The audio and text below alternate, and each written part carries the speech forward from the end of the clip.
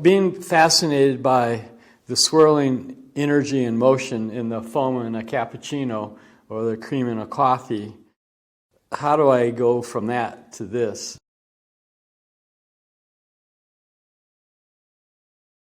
You really need inside the computer to create an artificial world, in this case of fluid dynamics, of swirling energy, mathematically in the computer.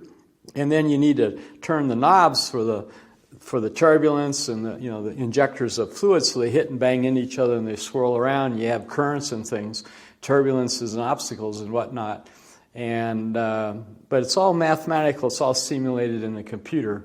And you can spend weeks and months on this and turning the dials, the controls in the software, changing the parameters, changing the values of different things, like the flow rate. You turn one flow rate on and off, and you turn another one on and off, and they hit each other.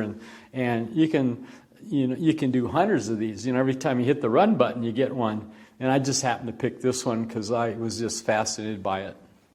So here's a screen version of what you'll eventually see in the what I call the cappuccino painting, the swirling color. And people ask me, what you see on the screen, computer screen, is that what you actually see? These are all the individual strokes and where they're going to be in this case.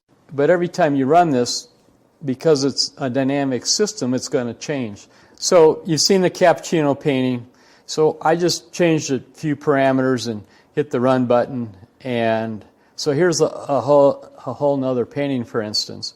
And now, did I create that or not? I mean, that's an interesting discussion. I created the simulation world, the mathematical world, where the fluid's swirling around in math. But I certainly didn't place any of these brush strokes. I mean, this just took a couple seconds to do.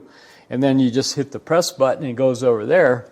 And you give Dulcinea the shelves of paint, and you're ready to go.